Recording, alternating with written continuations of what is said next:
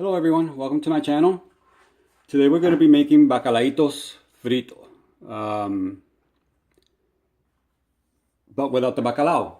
Bacalao is a salted cod fish that we use in Puerto Rico and in the Caribbean and lots of parts of Europe.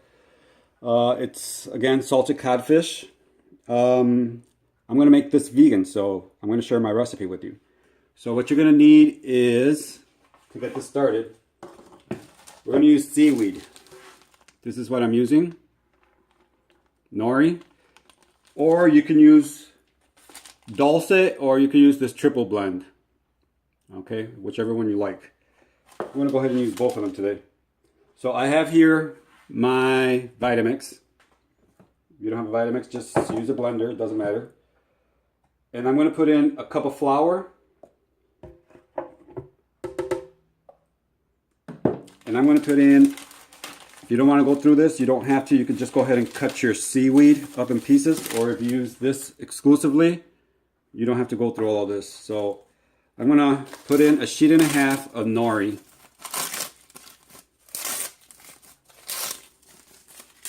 Again, you don't have to go through all of this. If you want a fishier taste, put 2 sheets. It's all up to you. But I'm going to put a sheet and a half. I like it a little fishy, but not so overly strong fishy. Plus, I'll probably put some of the flakes in there anyway. So a sheet and a half.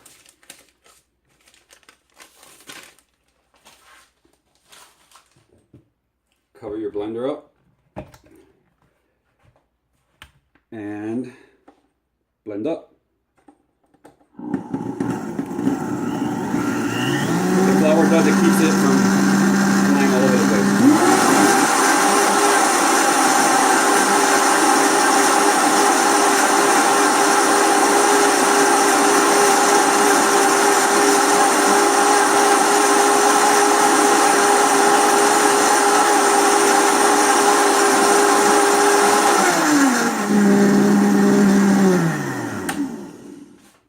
Okay, I'm going to let that settle down for a little bit.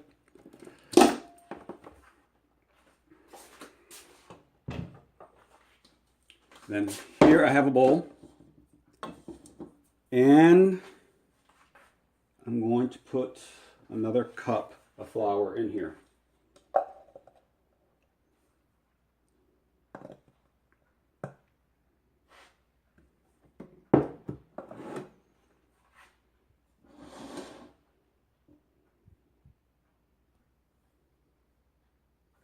Okay, so here's the flour with the seaweed.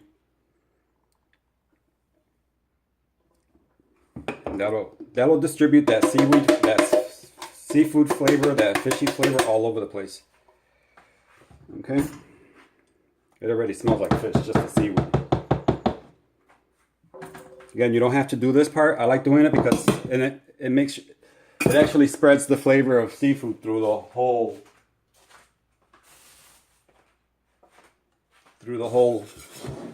bacalaito. Okay?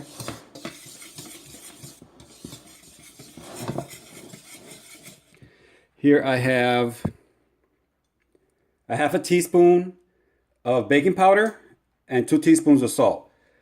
If you want real fluffy bacalaitos, add a whole teaspoon to this. Okay, mix it very well. Then I'm going to give you 2 options here. You could either use 1 packet of sazon. For those of you that follow me for a long time, you know I don't really care for using sazon. I like using my own spice blends. So here I have a half a teaspoon of cumin, a half a teaspoon of turmeric, half a teaspoon of oregano. It's very simple. Half a teaspoon of smoked paprika. A half a teaspoon of Old Bay seasoning. That's not traditional, but I'm going to add it because it does give it a little fishier flavor. And half a teaspoon of thyme. Okay? Again, if you want to use sazon, go right ahead. I would use 1 packet of sazon, and I would use probably about 1/8 of a teaspoon of adobo. If that's what you want to use. Mix everything up very well.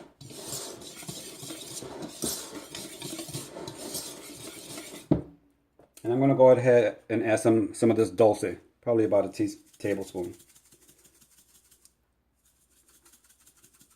Because I like this. It has a different flavor, but if you want to use it, go ahead. That's about a tablespoon there. You don't have to. And then for the noisy part, I have here 2 whole large garlic cloves. Okay. I have here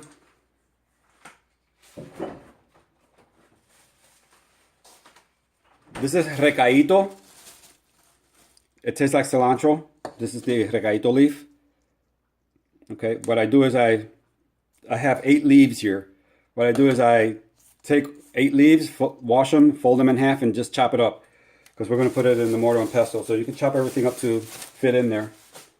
So if you don't like the flavor of this, don't add it. That's totally optional. Or use if you can't find this, just use a 1/4 cup of cilantro.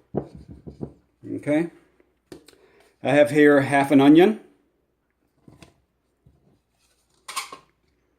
I have here a 1/4 slice of red pepper. And then I have here 1 shallot, no, not shallot, 1 green onion, I'm sorry. All right. And I'm going to go ahead and pound this into a pulp. So I'll be back. I don't want you guys to listen to this. So we're back. Here we are. Okay. I pounded this to oblivion. So what we're gonna do now is, if you don't want to go through all this, you don't have to. You could just put it in your, if you have a food processor, that's fine. I like little chunky pieces. So this is how my parents used to make sofrito. So that's how I make it. You know, sometimes I like the old-fashioned way. So, okay. Then I have here 2 cups of filtered water.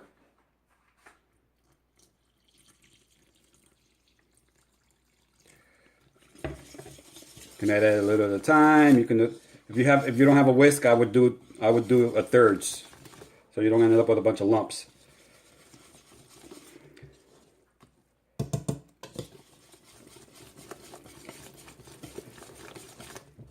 Okay.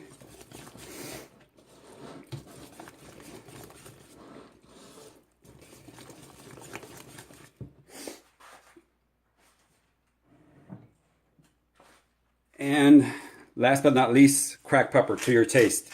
I'm going to put probably about a good ½ teaspoon. I like a lot of pepper in my food. Yeah. There. That's about half a teaspoon. Add the last bit of water.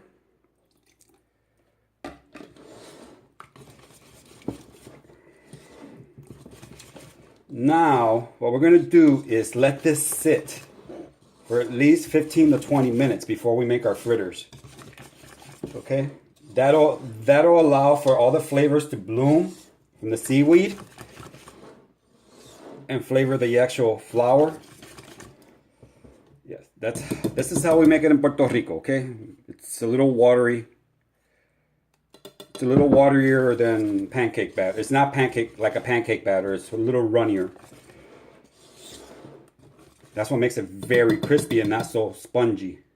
Okay? So this is done. I'm going to let this sit, like I said, 15 to 20 minutes. When I come back, we'll go ahead and fry it. Okay?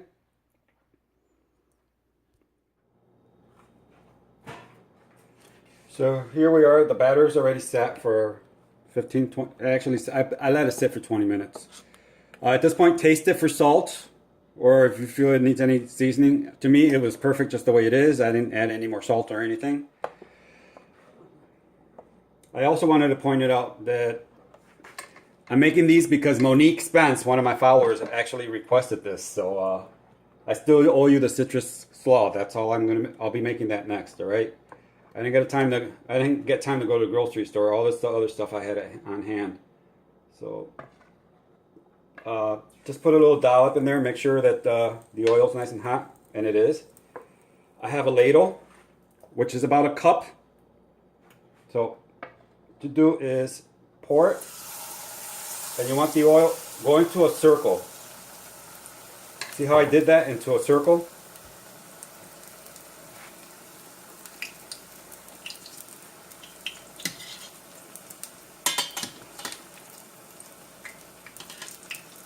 And the oil needs to be not super hot, but you know, about a medium heat.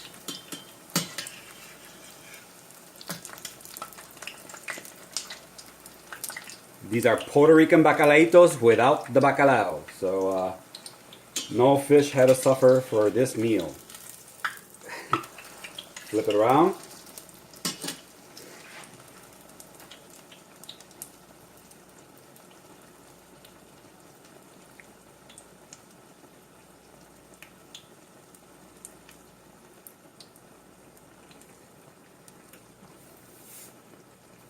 Gonna make this first one just to show you, and then I'll come back. I'll go ahead and fry all of them.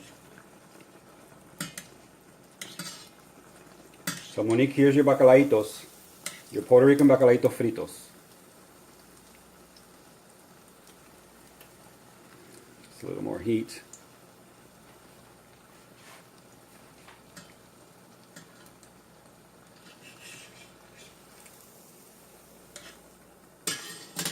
I want to let them fry very well.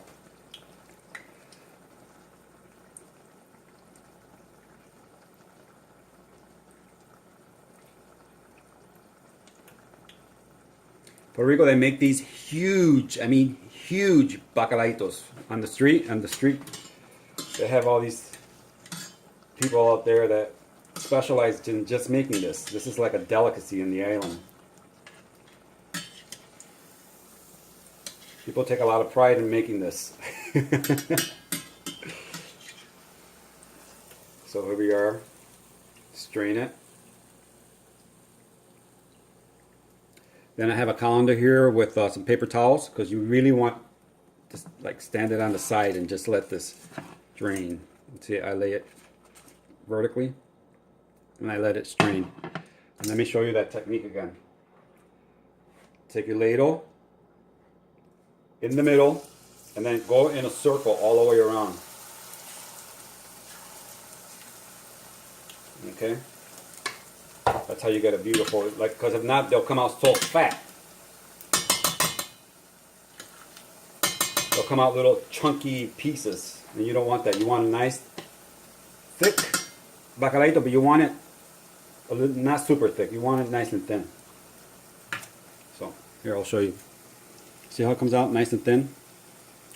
Here's the bacalaito. And the oil has to be hot, because if not, it will come out really greasy.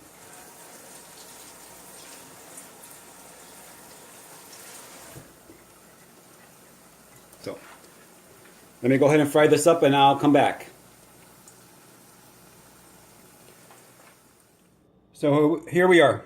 All the bacalaitos are fried. I made 6 of them. These are the large bacalaitos. See how beautiful they came out? Guys, if I were to tell you that this stuff tastes exactly like traditional bacalao. See? It's delicious, it's crispy, and it tastes like bacalao. Utterly delicious. Okay? Well, I hope you guys try this out.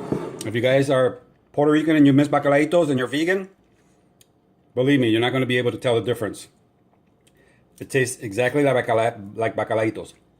So, I hope you try this recipe out. If you do, put some comments. Let me know what you think about them. And, again, thanks for tuning in. And this was dedicated to you, Monique Spence. Thanks for asking about the bacalaito recipe. So, Again, thanks for tuning in, guys. Peace. Vejan. De mi casa a tu casa with much love. Bye.